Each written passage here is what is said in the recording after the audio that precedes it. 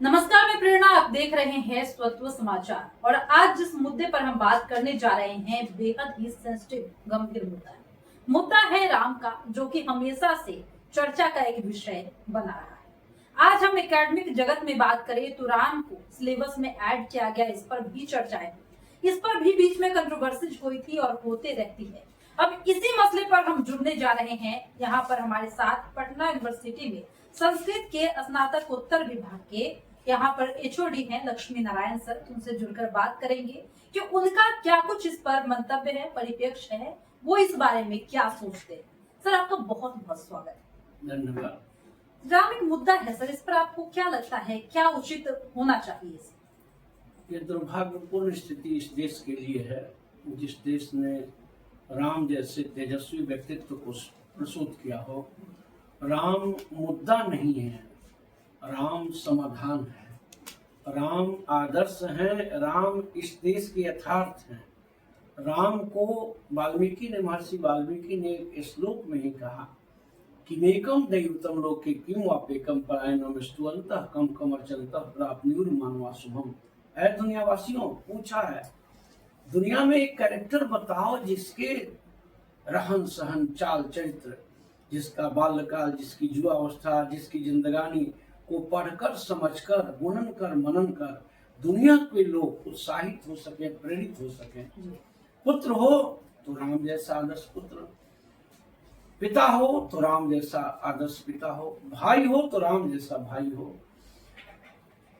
समाज के विभिन्न वर्गों को, वंचित, शोषित, दलित लोगों को तत्कालीन सदियों वर्ष पहले आज जो राम को मुद्दा बनाए बैठे हैं, मैं अपने वामपंथी मित्रों से कहना चाहता हूं, इस देश का दुर्भाग्य है आज जब सदियों पूर्व राम ने एक दलित स्त्री के दांत से चखे हुए जूठे बैर को बड़े ही रुचिकर ढंग से चबा चबा कर सारे बैर खा लिए। आज कोई दलित व्यक्ति किसी मेहतर डोमिन के मुंह से रोटी काटा हुआ खाकर दिखाए, उसको उल्टी हो जाएगी, वो खा नहीं सकता है।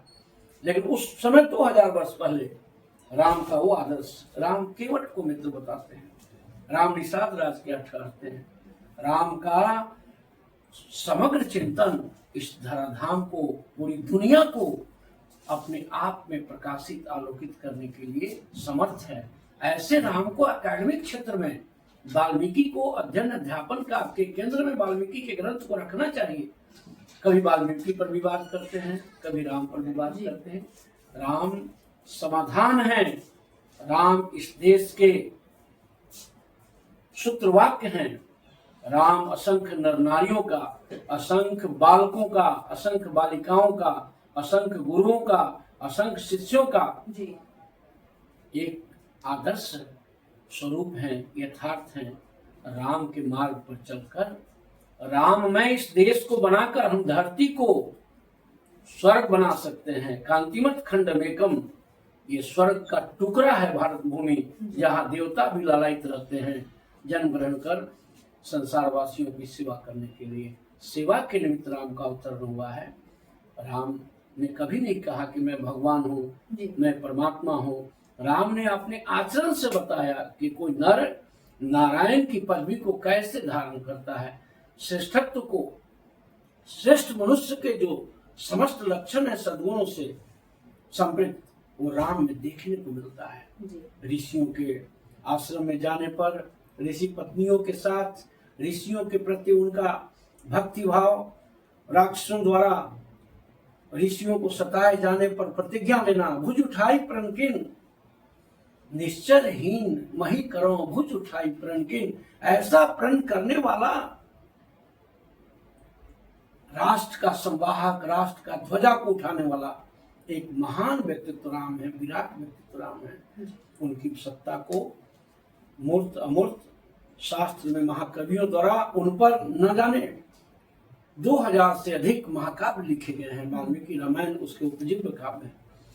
और ऐसे राम को हमारा सौभाग्य है कि हम एकेडमिक क्षेत्र में इतिहास पुरुष के रूप में राम को पढ़ने और पढ़ाने का काम अगर करते हैं तो ये हमारे समाज के लिए, हमारे समाज के सर्वांगीण विकास के लिए सौभाग्य का विषय है।